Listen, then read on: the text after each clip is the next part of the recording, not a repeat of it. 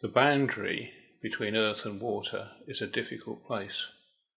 It's neither one thing nor the other, where two worlds come up together, and sometimes things can come through from one world to the other, and that can be dangerous.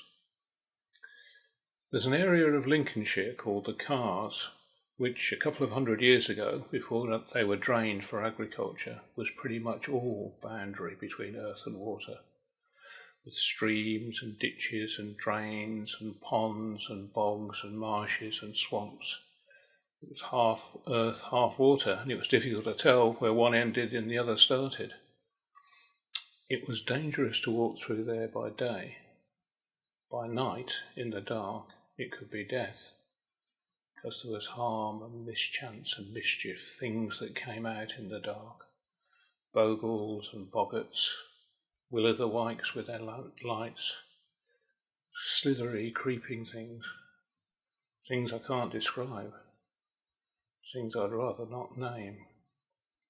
But all these things were scared of the light, so they wouldn't come out in the day, and they wouldn't come out in moonlight either. So the moon was a friend to the people there. Now the moon knew this, but she'd never seen any of these evil things that came out in the dark, and she was curious, and she'd like to know more. Wanting to get up close and know more about harm and evil is a common feeling. Whole TV channels are built on it, but it can be dangerous. Anyway, she wrapped herself up in a dark cloak with a big hood that hid all her light and stepped down to the boglands. And she walked deep in there from tussock to tussock, and the witches rode round her on their giant cats, the will-o'-the-wykes danced with their swinging lanterns, the dead folk rose out of the water with their fiery eyes, and the slimy dead hands beckoned and clutched. It was all very interesting. But then she caught her foot on a stone, and she grabbed a bush to steady herself, and the bush grabbed her back. The twigs wrapped themselves round her wrists, and she couldn't pull away. And while she was struggling with this, she heard someone else calling for help. It was a traveller who hadn't managed to get over the boglands before dark came, and he'd lost the path. The will-o'-the-wykes were leading him here and there, and he was sinking in the bog, and the hands were grasping at him, and he was calling out for help and to find the way. Well, as the moon turned to look at him, her hood fell open, and a beam of moonlight shone out over the bog. And it lit up the man, and the country round, and the things round him fled away, and he could see the true path. He floundered back to that and ran for his life for the village. But the hood fell back over the moon's face, and she was in the dark again. And all the things clustered round and poked her and prodded her, and laughed that their enemy was now in their power. And they started to argue about the best way to kill her. But being the kind of things they are, they couldn't agree with each other at all. And as dawn was coming on, they got frightened. So they just stuck her down in a black pool, and they got the boggarts, who were the biggest and strongest of them, to get a big long stone like a coffin lid and put it down on top of her to hold her in place, and got two will-o'-the-wykes to take it in turns to guard her. And then they went off to their holes and their lairs under the water. And there was the moon, trapped, and she couldn't escape without someone to let her out, and who knew where she was?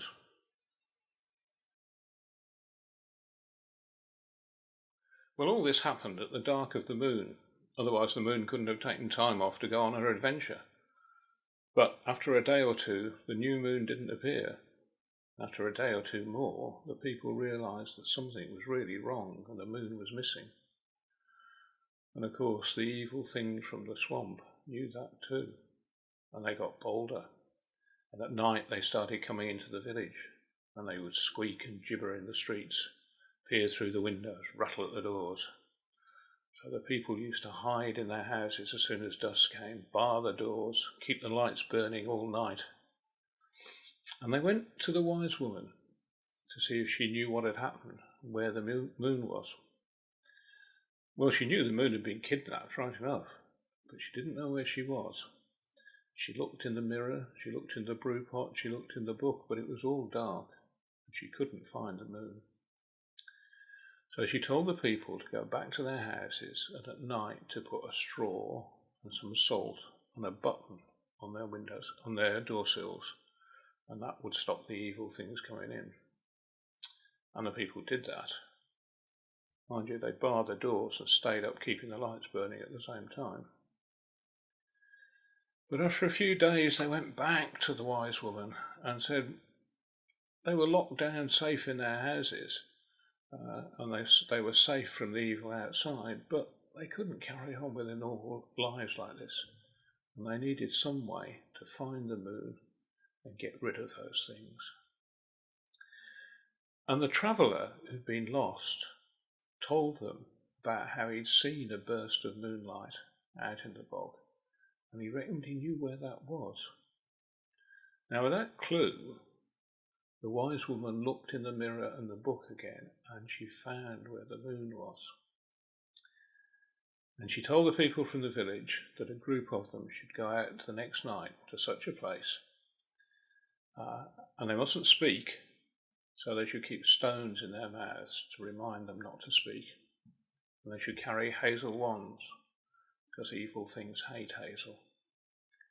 And they should go out and look for a cross and a candle and a coffin. So the next night, some of them went out into the bog. They were frightened. They had stones in their mouths and they carried the hazel wands. The stones were uncomfortable. They felt silly carrying the hazel, but they knew it was to protect each other, so that was okay. They went deep into the bog, and things rustled and groaned round them, and hands grasped at them. But they came to an old dead tree with its branches sticking out to make a cross. And the will o' the wyke that was guarding the moon, with his light, a candle made from the fat of a dead man's finger. And they looked down in the pool, and they saw the great long stone that was like a coffin lid. They crossed themselves, and they said the Lord's Prayer for the cross. Then they said the Lord's Prayer backwards to guard themselves against the bogles and boggarts. But of course they did all that under their breath, because they knew they shouldn't speak. And then 2 of the strongest and bravest of them went down in the pool and lifted the stone. And as they did that, for a moment, they saw the strange, lovely face of the moon looking up through the water at them. And then a moment later, the moon was high in the sky, beaming down, lighting up the landscape. And all those things gave a horrible scream and rushed back to their lairs in their holes. And the people were able to walk back safe to the village. And after that, the moon came up each night that it should come up and shone when it should shine, and things went pretty much back to normal. But the moon remembered that the people of the cars had gone out and rescued her when she was dead and buried, and she was grateful. So if you go to Lincolnshire now and look out over that great flat landscape, you'll see that the moon shines brighter and bigger there than in any other place.